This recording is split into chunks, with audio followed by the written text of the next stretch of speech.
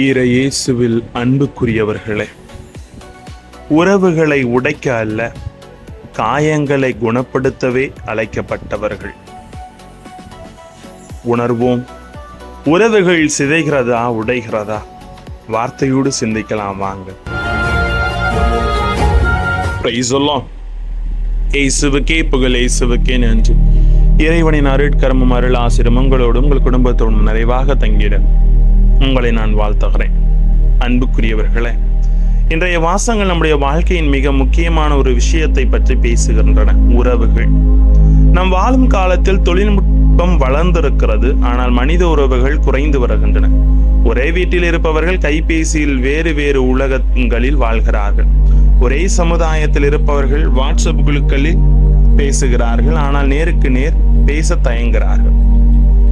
ஒரு சிறிய தவறான வார்த்தை, ஒரு தவறான புரிதல், ஒரு ஃபேஸ்புக் அல்லது வாட்ஸ்அப் பதிவு, ஒரு வதந்தி, இவையெல்லாம் உறவுகளை உடைக்கும் அளவுக்கு வளர்ந்து விடுகின்றன. அப்படிதான் ஆயிட்டோம் நாமெல்லாம். தவறு செய்தவரை அழிக்காதே, உறவை மீட்டெடு இன்றைய நற்செய்தியில் இயேசு கூறுகிறார். உன் சகோதரன் உனக்கு எதிராக குற்றம் செய்தால் நீயும் அவருக்கு தனிமையில் இருக்கும்போது அவருடைய குற்றத்தை எடுத்து காட்டு என்று சொல்லுங்க. இயேசு முதலில் கூட்டத்தின் முன் குற்றம் சாட்ட சொல்லவில்லை, சோசியல் மீடியாவில் பதிவு போட சொல்லலை, அவரை பற்றி மற்றவரோட பேச சொல்லலை. இன்னைக்கெல்லாம் கமெண்ட்ஸ் அப்படியே பயங்கரமா போட்டு ஒருத்தனை காலி பண்றோம், ஆனா தனியாக சென்று பேசு என்கிறார். இதுதான் கிறிஸ்துவ திருத்தத்தின் அழகு. இன்று நாம் என்ன செய்கிறோம்? ஒருவர் நம்மை காயப்படுத்தினால் அவரிடம் பேசுவதற்கு முன்பே 10 பேரிடம் பேசுகிறோம். அவருடைய தவறை மன்னிப்பதற்கு முன்பே அதை பலரிடம் பகிர்கிறோம். ஆனால் இயேசு நமக்கு ஒரு புதிய பாதையை காட்டுகிறார். முதலில் அவரிடம் பேசு, அவரை பற்றி பேசாதே. எசேக்கியேல் காவலாளியாக இரு என்கிறார். முதல் வாசகத்துல எசேக்கியேல் இறைவனுடைய மக்களுக்கு காவலாளியாக நிறுத்துகின்றார். காவலாளியின் பணி மற்றவர்களை அழிப்பதில்ல, ஆபத்து வரும்போது எச்சரிப்பது.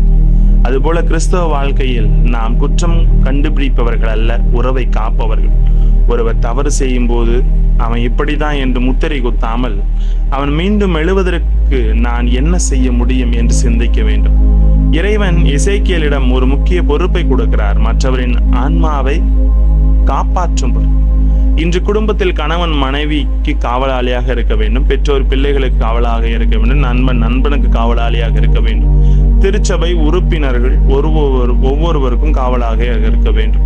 ஆனால் காவலாளி என்ற பெயரில் உளவு பார்க்க கூடாது, அன்போடு எச்சரிக்க வேண்டும். 2 அல்ல 3 என் பெயரில் கூடும் இடத்தில் நான் இருக்கிறேன் என்று சொல்கிறார். இன்றைய நற்செய்தியில் இறுதியில் இயேசு கூறுகிறார், 2 அல்ல 3 என் பெயரில் கூடியிருக்கும் இடத்தில் அவர்களிடையே நான் இருக்கிறேன். இந்த ஆழமான செய்தி என்ன சொல்லுகிறது? இயேசு இருக்கும் இடத்தில் உறவுகள் குணமடைய வேண்டும். நாம் ஒன்றாக ஜெபிக்கிறோம், ஆனால் ஒருவரோடு ஒருவர் பேசுவதில்லை என்றால் நமது ஜெபம் இன்னும் உறவாக மாறவில்லை. நாம் ஆலயத்திற்கு வருகிறோம், ஆனால் மனதில் பகை வைத்திருக்கிறோம் என்றால் கிறிஸ்துவின் சமாதானம் இன்னும் நம்மை தொடவில்லை. இயேசுவின் பெயரில் கூடுவது என்பது ஒரே இடத்தில் இருப்பது மட்டுமல்ல, ஒரே இதயத்தில் இணைவது, மன்னிப்பில் இணைவது, உண்மையில் இணைவது, அன்பில் இணைவது. ஆக இன்று நாம் கேட்போம் ஒரு சில கேள்விகள். நான் ஒருவரால் காயப்படுத்தப்பட்ட போது அவரிடம் பேசுகிறேனா அல்லது அவரை பற்றி மற்றவரிடம் பேசுகிறேனா?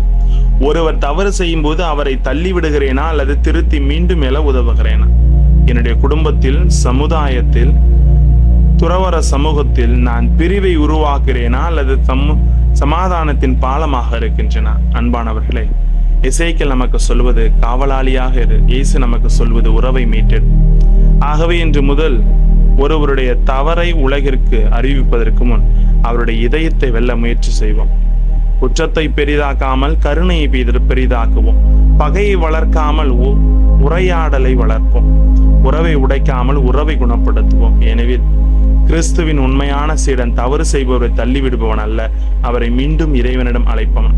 நம்முடைய குடும்பங்களில், சமூகங்களில், திருச்சபையில் வார்த்தையை காயப்படுத்தாமல் குணப்படுத்தட்டும். நம்ம வார்த்தை காயப்படுத்தக்கூடாது.